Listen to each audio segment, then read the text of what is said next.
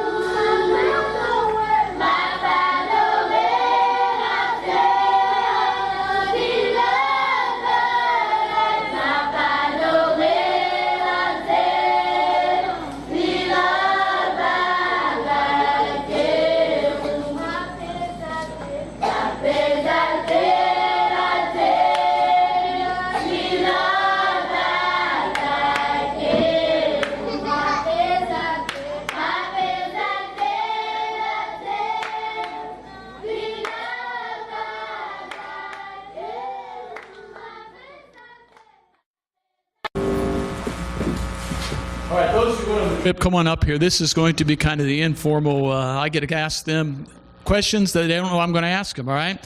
And maybe there's a question that you have. We're not going to take a real long time with this, but if you have a question that you would like to ask them, and then we're going to let you ask that question.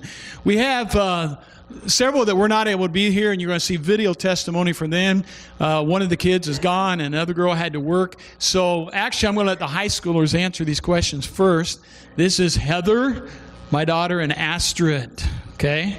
And there you go. So but any of you can respond to these questions. One of the first questions that I want to ask is, what did you learn to appreciate that you never thought you would even think about having to appreciate when you were down in Haiti? Yeah, one of the things definitely was ice cubes. There was no refrigeration there, so any water that you had was warm or, hot from being in your water bottle all day. So you rarely got to enjoy like a cold, like ice cold water. So we missed that. I also missed the entire time, like, American restaurant food. Like, I was just craving, I work at Papa John's, so I had, cravings for pizza the entire time. And luckily at the mission, they didn't, they serve some American food, which is good because I'm picky. But, you just grow to appreciate, the amount of food and, the blessings that we have here, so.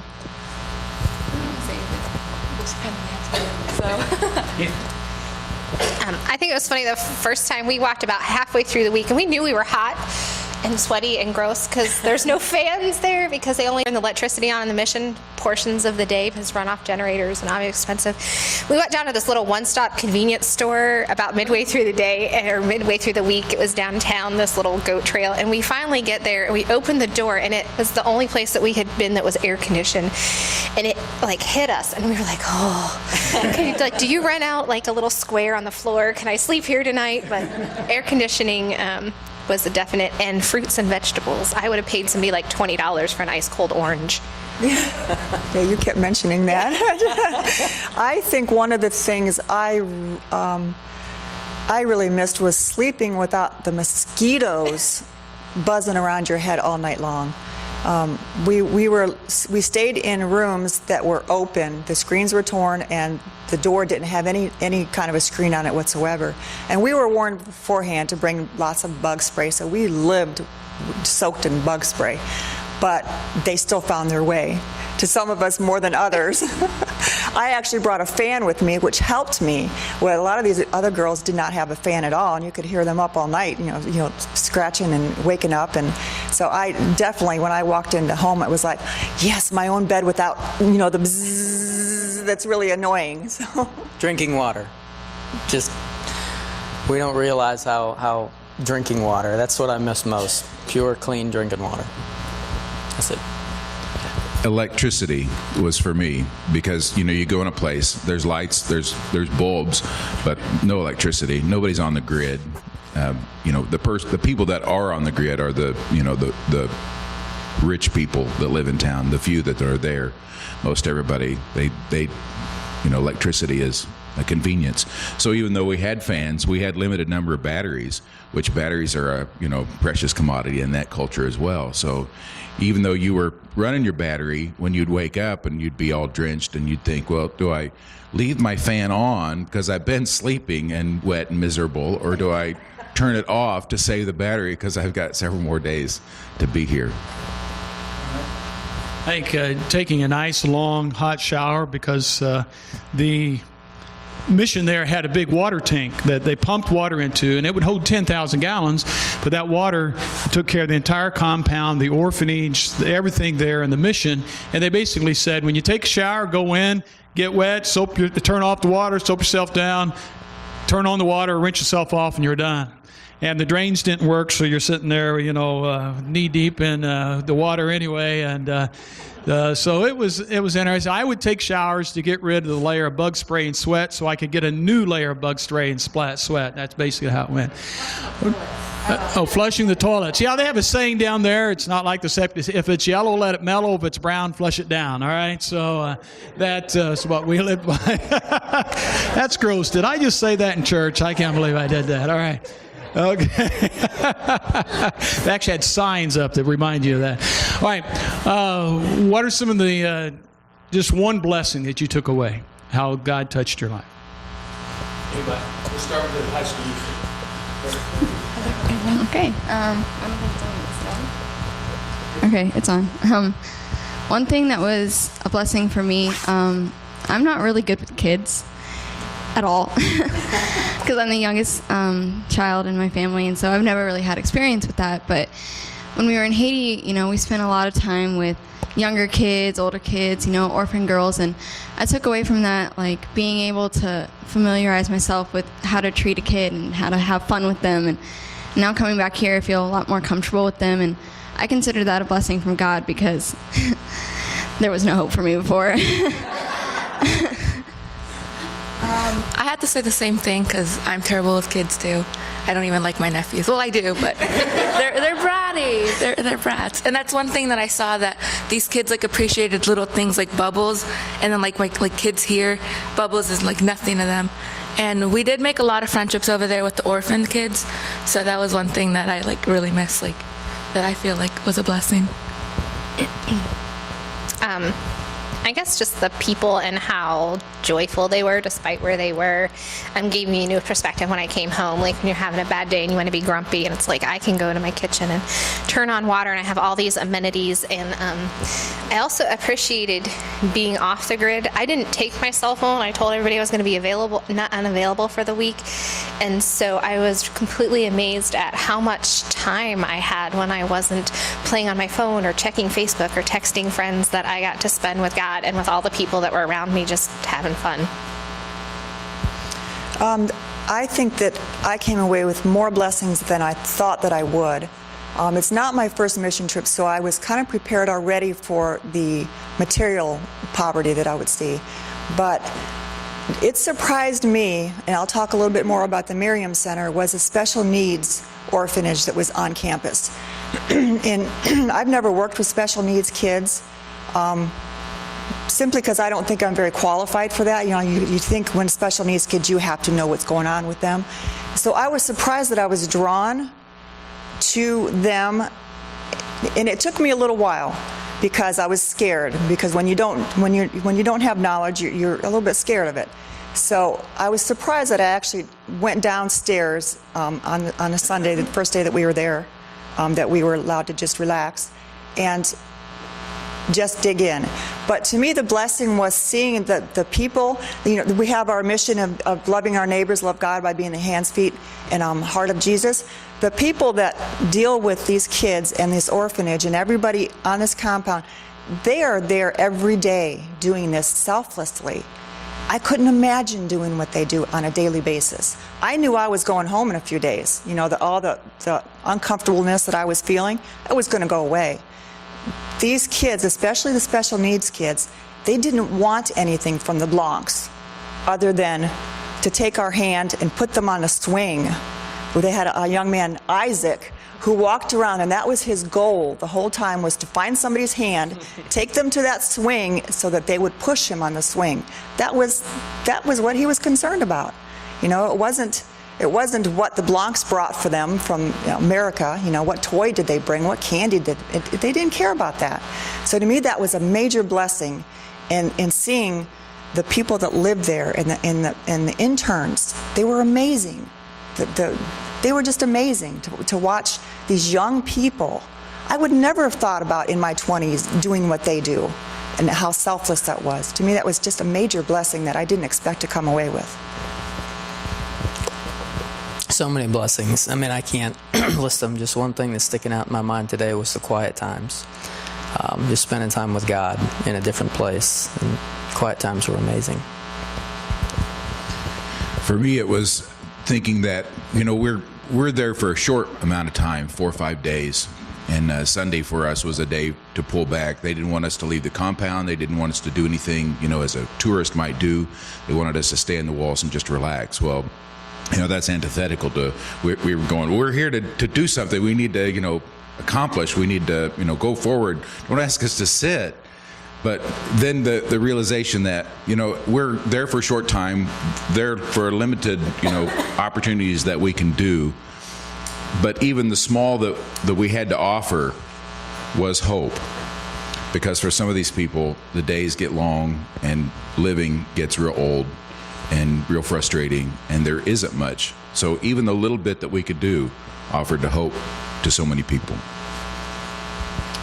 I think for me, the overall big blessing was to seeing everyone be blessed, and how the church here surrounded this whole thing. It wasn't just about 12 people. It was about the entire congregation and how you supported it. And first time Anchor's done something like this. And that was a real blessing to me as a minister. You can preach sermons and sing songs, but when you see people's lives touched, that is by far the greatest thing that could ever happen. So, and we're out of time for you to ask questions. So, reserve your questions and ask them afterwards, okay? Because of the 2 services today, we do need to keep moving. So thank you, gang. Thank you for that. Now we're going to hear from some of those that couldn't be here via video. And after that, I think we go back into some singing. So Lucy, hit the...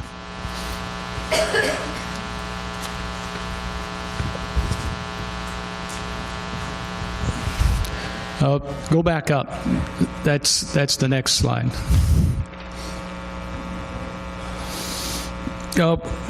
Yeah, right under, above that.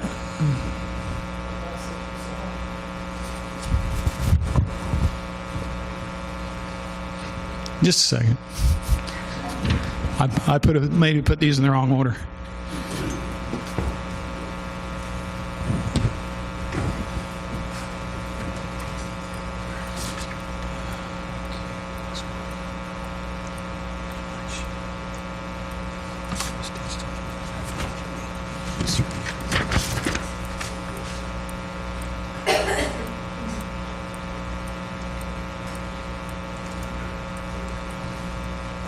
Hey guys, I'm Elijah Maxwell. I can't be with you guys today because I am in a singing group that tours the country. It's called Highest Praise from Ozark Christian College. And thank you to everyone who gave money and prayed for us to go to the Haitian mission trip. And it was just so cool to go and see how happy everyone was despite all the circumstances. And that was the coolest thing that I saw there. So, see you guys later. I am Rocky Barron, and it was my privilege to be a part of the Haiti mission trip. I'm sorry I can't be there with you this morning, but we're visiting our grandsons in St. Louis, and it's part of our mission to do that as well.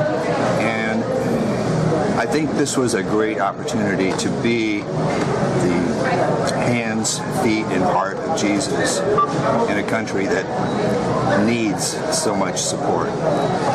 They need to know that they're loved. And I had an opportunity to be that. Had a young man named Joshua. Had an opportunity to take him, carry him because he does not have legs that function. And I had to carry him up and down a hill to the playground. And it was a very moving experience. It was my blessing to be a part of that. Being the hands of Jesus, I can think of many opportunities where we prayed with people. We went to visit a local prison, held hands with the prisoners there, gave them some food, helped them through, because prisoners in Haiti do not receive any support unless the family brings something to them. It's the heart of Jesus was evident everywhere I went, because you couldn't help but feel the love for these people. We met with the orphans there at 2 different locations. There's an orphanage. The first day we visited, we also met with the girls in the orphanage. We took them out for some ice cream. And this was a trip that I would recommend anyone who is even thinking about doing this should do this. Don't delay. Because I'm up there in age, and this was my first mission trip of this nature. And that's a little bit of a regret for me, but I'm hoping to have some more opportunities. Thank you. God bless.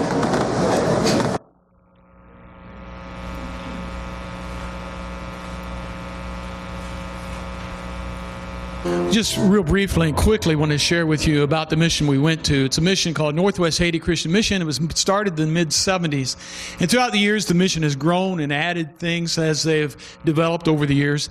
And we're going to have some of the adults come and just share briefly about some of those different aspects of what this mission does. So we'll start with Nick and then whoever's after that. Come on up. And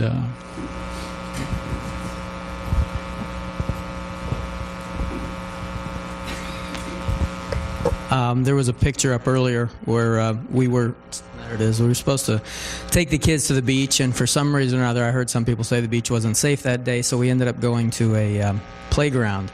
And how old do you think this young man is right here in this picture? Just take a guess. You don't have to say it out loud. You know, he's 17, and like so many of the kids from the Miriam Center, his legs didn't work. And I'm going to share a scripture verse with you that God was obviously talking to more than one person. Miss Mandy was in the Dominican Republic last week also, and she shared Wednesday night with the young people exactly what God was sharing with me on this trip. It seemed, we weren't there long. I don't know a lot about Haiti, but what I saw, the only good thing happening in Haiti is what Christ followers are doing. They're getting things accomplished. So many scripture verses came to mind. The love of money. Not money, but the love of money is the root of every sort of evil. And by going after it, some people have wandered from the faith. That's what's happening to our country, guys. I mean, that is what's happening to our country.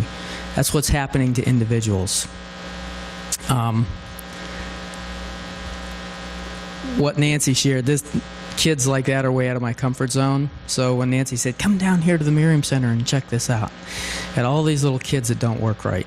One little boy was blind, and I just watched him for a minute, and people could walk by and never got his attention. But when the ladies that dealt with him every day would walk by, not say a word, they just heard something about their walk, and he's like this, you know. I was like, I know that walk, you know. This little guy here, I had to carry him everywhere. You know, carrying a 17-year-old boy around is kind of weird over here, but I remember the morning that we took him, he had oatmeal and other stuff all over his face. And I introduced myself, and he gave me a big old kiss right on the cheek. And it's amazing how these kids, because of what they were rescued from, how happy they are and how content they are. They're loved, they're fed, and they're happy. His knees are like what I can imagine an elephant's knees are like, because he crawls around on metal and concrete all day, and he's just developed calluses. But that's a happy young man, because somebody feeds him and cares for him and loves him, and it's because of Christ followers like you that are sending support. That scripture verse I said, you know, the love of money is the root of every sort of evil. One of the statistics we read in the pamphlet from the mission house was in the last decade, about 12 million, between 12 and 14 billion dollars has been sent to Haiti in relief. And as a result, in the last decade, poverty has increased between 75 and 85%, because the love of money is the root of every sort of evil, and that's the kind of government it is. I don't want to spend a lot of time, but I want to share how incredibly accurate and true God's word is. And I don't know if it's good for our nation or not, but Psalm 33, starting verse 11. The counsel of the Lord stands forever, the plans of his heart from generation to generation. Blessed is the nation whose God is the Lord, the people whom he has chosen for his own inheritance. The Lord looks from heaven, he sees the sons of men. From his dwelling place he looks out on all the inhabitants on the earth.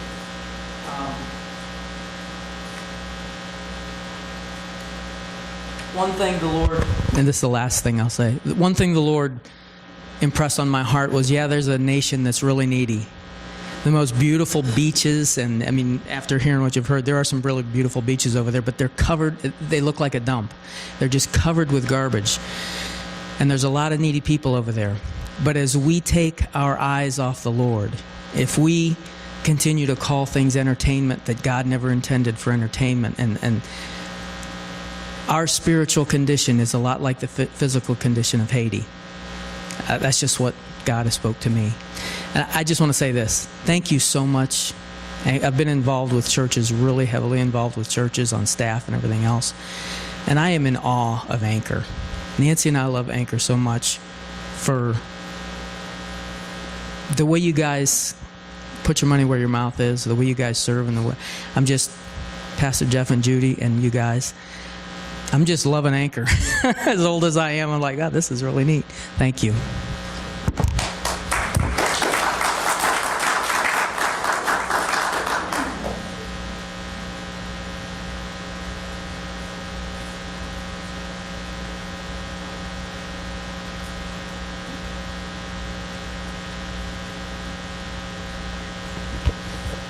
Good morning.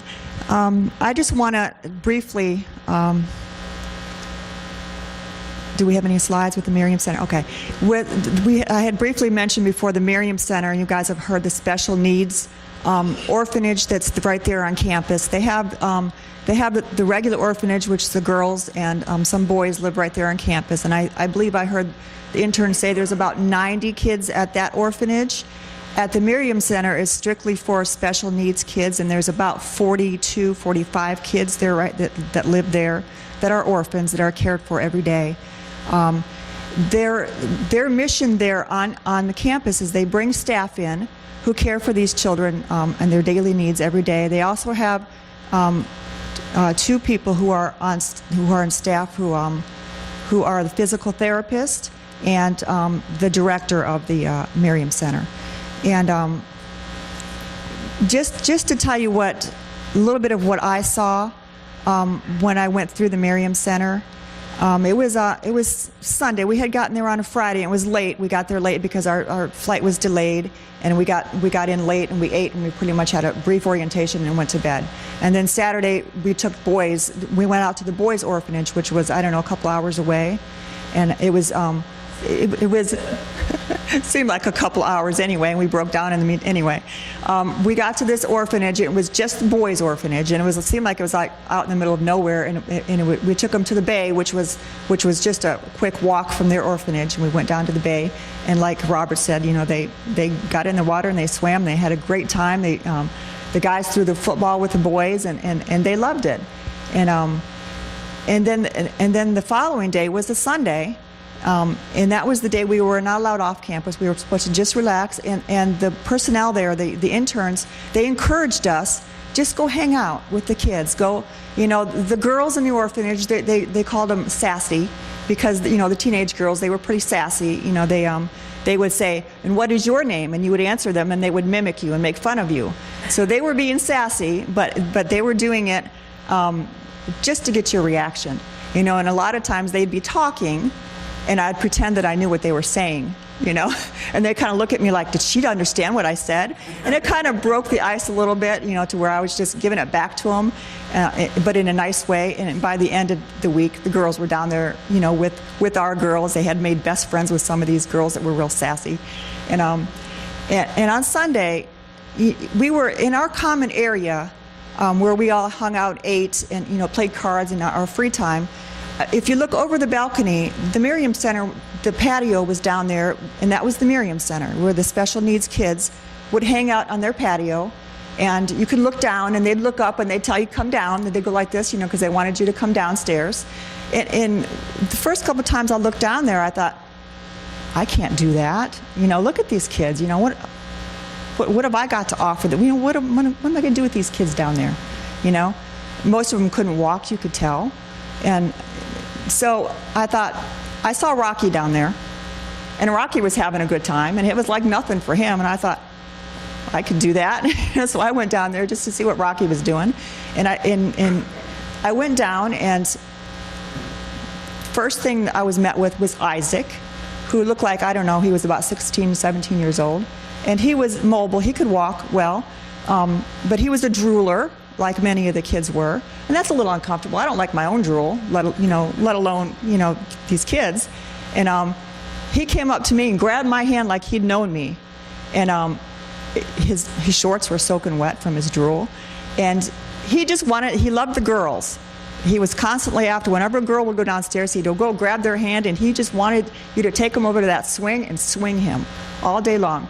So, and then there was another little boy named Din Din who couldn't walk, but he had a smile on his face the whole time. It was just as big as you can imagine. And he was down there trying to pound with a rock, a pipe together, 2 pieces of pipe together with a rock. So I went over to him and asked him what he was doing, and this was just like a big mission to him to get this pipe together with these rocks, and he did it. And so I was like, good for you, Din Din. And then I decided just to kind of walk around because I wanted to see what it was about. And I walked into this hallway, and they had VeggieTales playing. And a couple of the boys were running around and turning the volume up and down, and they were dancing, and that it was in English, and it was playing. It seemed like it was playing all day long, and I went into this other room where a lot of the special needs kids were asleep, or they looked like they were asleep, and as I went from bed to bed, by then I had gone up and asked Nick, you got to come on down here and see some of these kids. So he was in there with me, and my heart was breaking because I was feeling, I don't think it was, maybe it was a little bit of pity. As I was looking at, some of them, their bodies were no bigger than babies, but you knew they were older. And they were just laying in the bed, flies, mosquitoes. In the room was playing Christian music. And I went to each bed, and some of them were awake, and I would just, as I was looking at them and touching them and caressing their faces, there was one little guy, and I couldn't tell you how old he was. He had the body of a baby, but I'm sure he was a little older, and he looked like he was in pain. And for a brief second, I was kind of angry. I was kind of angry at God for allowing that. But then just as quickly as that came upon me, God spoke to me and said, that's not pity you're supposed to have, that's compassion you're feeling. These kids, they're not poor. Maybe materially they're poor. But that was a big thing for me this trip, was to see the difference between the material poverty and the spiritual poverty. These kids had Christian music playing. They were loved. They were comfortable for that area, as comfortable as they could be. They had people who took care of them every day and fed them. God was taking care of them, and I had no reason to be pitying them. I took away from that when I get back home, the blessing that I have to be is that we live in an area, in a country where we are 90% richer than anybody else in this world. But how many of us have family members who are spiritually impoverished because they have so much stuff? It's not about handing out trinkets. These kids didn't want trinkets. These kids just wanted me to hold them. The first little boy I was holding, he was autistic. And he just wanted to be held. If you just let him down, he'd go to somebody else and just wanted to be held. As I was holding him, I know I gotta wrap it up. As I was holding him, another little stinker girl, who we got to know pretty well, she came up and just dug her teeth into this boy's leg while I was holding him. And I'm thinking, what are you doing? I'm prying her mouth off of his leg, But what they wanted was for you just to hold them and hug them. That's all they wanted. And I was so blessed by that God was showing me the difference between what my definition of poverty was.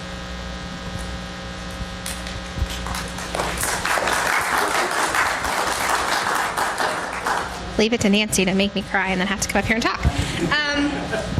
So Jeff asked me to talk a little bit about the nutrition program. I think it's important, since Anchor as a church supports the mission, that you guys really understand what all they do in the community there and what your support's going through and your prayers that help They have a nutritional program that they run during the week, and they invite families to come in. It's an adult and 1 to 2 of the children, and they provide meals for them. The mission as a whole, they told us at one point in time, between the orphanages, the nutrition program, and the Grand Moon, which is an elder care facility that we got to go see on campus, they prepare about 2,500 meals a day in that facility in those conditions, which is kind of amazing to me. But how they get them is they go in the community and find out who would possibly be good candidates, and they have staff there that does that. They also have a birthing center at the mission center there who offers prenatal care. They actually have an ultrasound machine. And since most of you don't know, I'm a nurse, and I worked labor and delivery and neonatal ICU, so this was kind of eye-opening for me. They had very rudimentary equipment. They've decreased their birth mortality rate for the people that are coming to the mission by almost half of what the nation is, because then once you have your baby there, you're able to bring your baby there for the nutritional center in the school, which is really amazing. But the one thing they said to us, we got there, that I couldn't even imagine was some of these moms, and most of the moms there, have way more than 2 kids. And they've kind of had to set that limit of 2 kids per family just so that they could share their resources everywhere. And so there's times when they have to ask these moms to pick which 2 kids they're going to bring into the day. I only have 1, so I can't imagine looking at a room full of kids of my children and having to say that you 2 are the 2 that get to be fed today. And so I, too, like Nancy had a few times when I was there, that I was kind of angry. I felt privileged to live here and get to do the work I do, but I was looking at these kids and was like, if they were in the States, this wouldn't be like this. These kids wouldn't be suffering, because I know how to fix them there. I was reading this book before we went, and partially why it's called Kisses from Katie, and she's a 19-year-old girl who went to Uganda her senior year of high school and was touched, and has since moved out there, and she's a full-time missionary. She has adopted, as a single mom, 19 Ugandan baby girls over her time. And this is one thing she said in her book that I just wanted to share because it touched my heart. She says, I was angry because I believe and still believe that God, who created the universe, did not create too many children in his image and not enough love to go around. And I wanted to do more. I wanted to help them all. God whispered that 1 is enough. He assured me that he would hold the others while they wait for someone to come along and give them their milk and their medicine. He doesn't ask me to take them all, but stop for just 1, because as I do it for one of the least of these, I do it for him. I felt deep in my spirit that he was teaching me to care for that one person in front of me. Stop for the little boy with white hair and scabs covering his body. Stop for the baby girl with feces covering her dress, so weak that she can't hold up her head. Stop and love the ones right in front of me and trust him with the rest. He whispered that it would be okay and I didn't have to be angry. I could smile because 1 less baby was hungry, and that was good enough for that day. This is a lesson he continued to teach me, and it's sometimes hard and ugly, because every time I stop for that 1 sick child, that 1 hungry old man, the 1 new baby, my mind races with the statistics of how many more I am not touching, not feeding, and not saving. But God whispers every time that this is enough. It's enough that this one is feeling his love, and the love is eternal. So that was kind of my theme throughout the week, as I try to concentrate on just the kid that was in front of me, the one that wanted to braid our hair or play with my watch and set the alarm. So it went off every morning at 2 a.m. Sorry, girls, because I couldn't figure out how to make it stop. And these kids, they just wanted loved. A bunch of the kids made friends with our girls, and then last night we were leaving, everybody was crying, and they were writing letters back and forth. We weren't allowed to stay in contact with the kids as far as Facebook. They discouraged that, so a lot of these kids knew we would never see us again, and they wrote us these heartfelt letters, and it was just an amazing experience to feel that much love. And then Jeff brought up the one night we were there, and that was really, I can't go to Haiti every week and love on these kids, but in Southwest Florida we have this huge population right here in Bonita of kids that need loved on, and I can feed them on Wednesday night or give them a hug when they run in, even if it's not a Wednesday that I'm having a particularly good day. So I just encourage you all to just take the one that's in front of you and help, and thank you all so very much for giving and praying and supporting us so that we could experience this.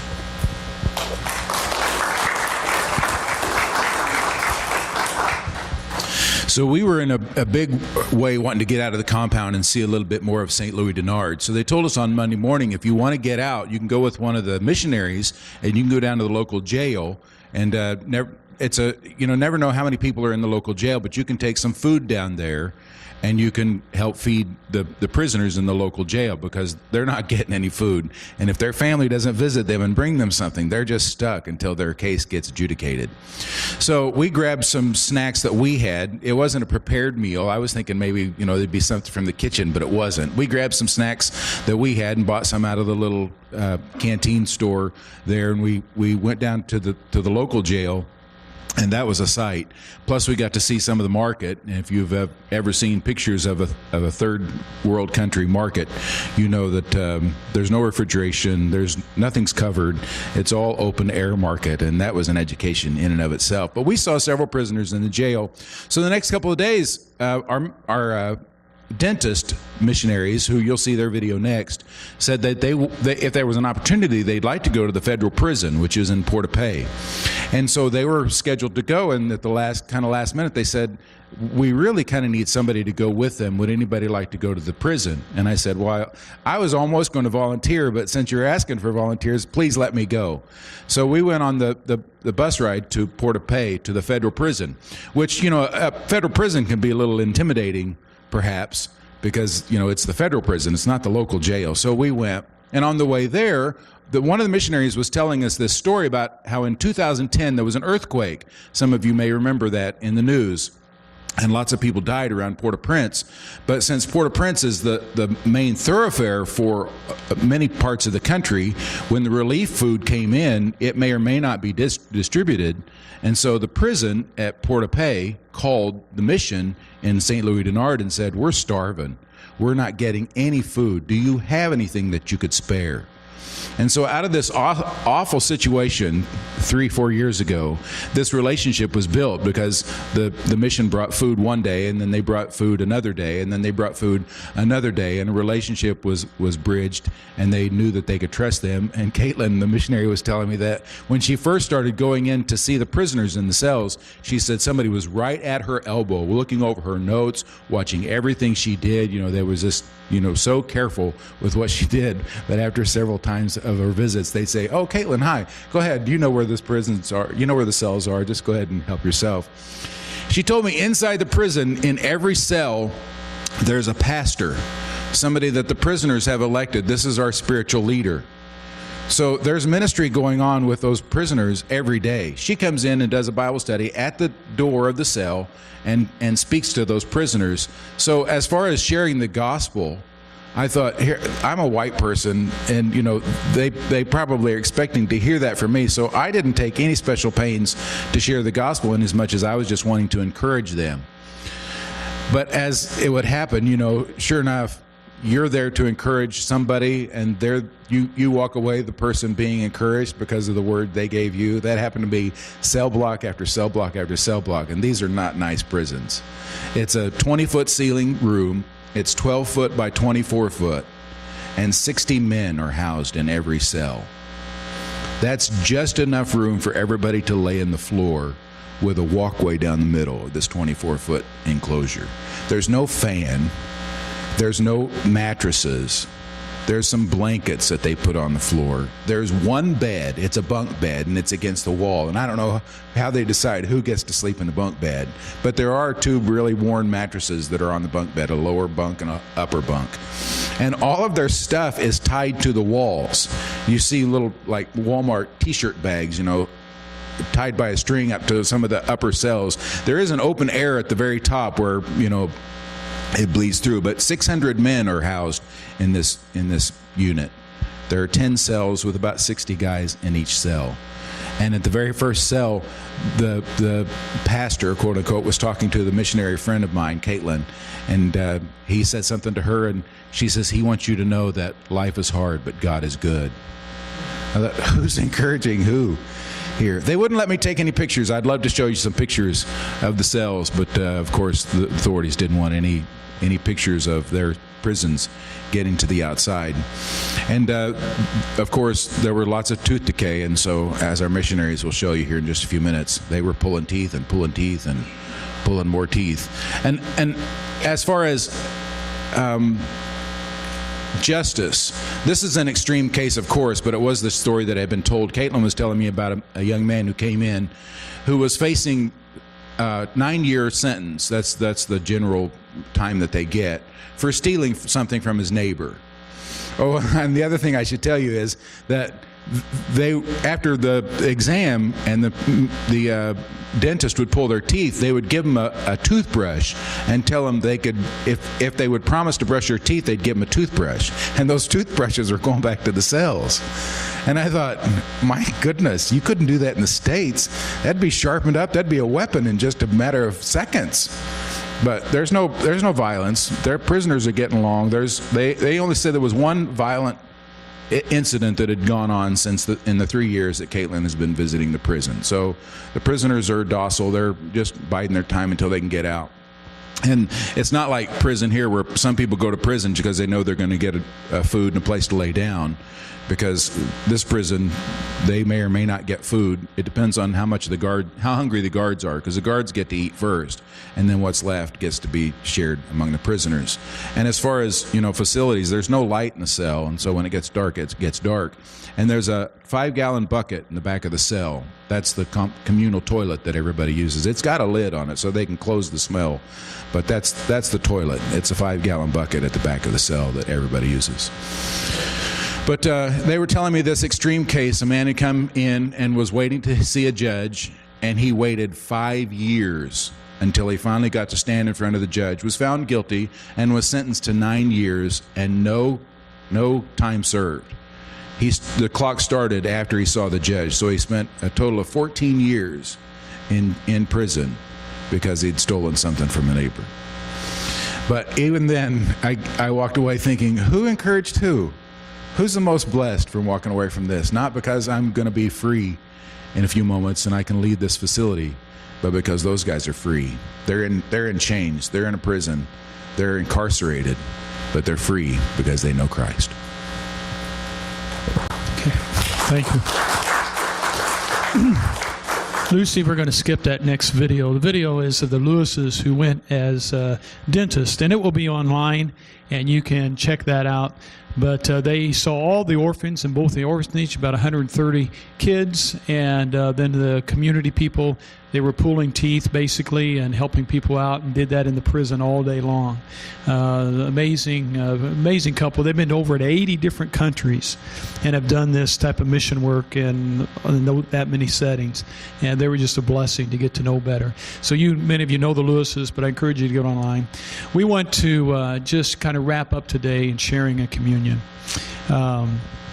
Where we can understand that it's the blood of Christ that brings us all together. In a nation like Haiti, there is a lot of trash, there is a lot of garbage, because they don't have any garbage pickup, there's no trash cans, there's nothing anywhere to dispose of the waste that they have. And here in America, it's not like that, because we have trash cans everywhere and we have garbage pickup every week and things like that. You know what? If we didn't have those things, it wouldn't be hard for Bonita to look like it did in Haiti, because trash is trash and it collects no matter where.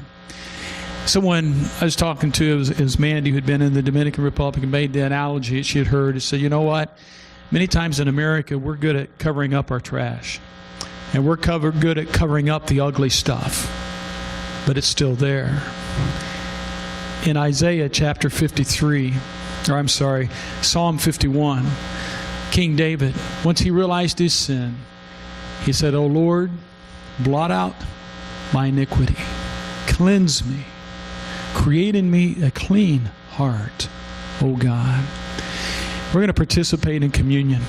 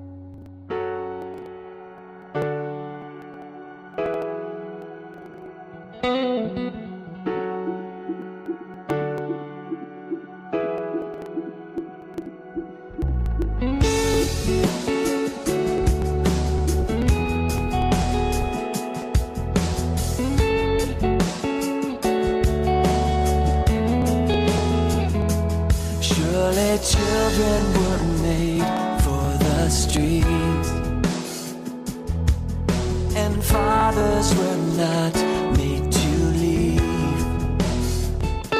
Surely this isn't how it should be. Let your kingdom come.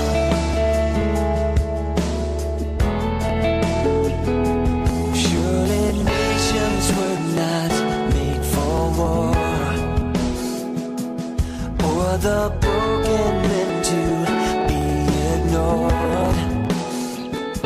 Surely this just can't be what you saw. Let your kingdom come here in my heart, and I will live to carry your compassion, to love a world that's broken, to be your hands and feet.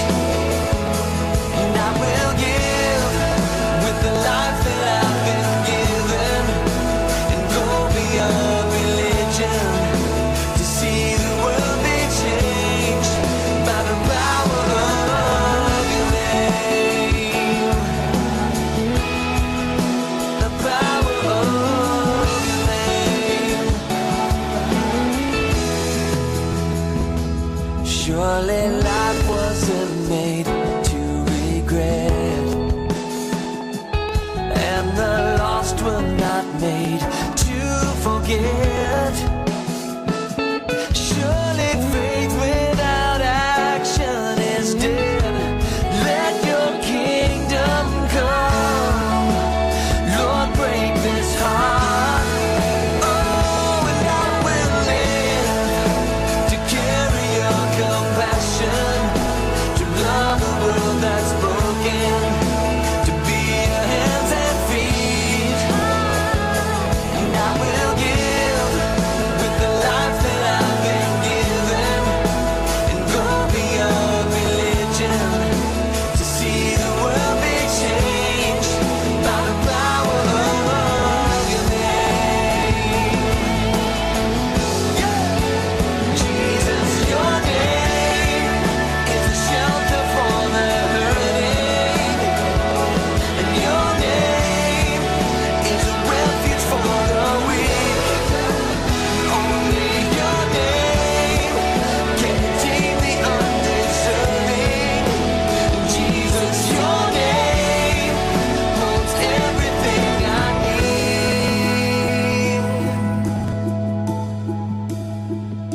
And I will live to carry your compassion.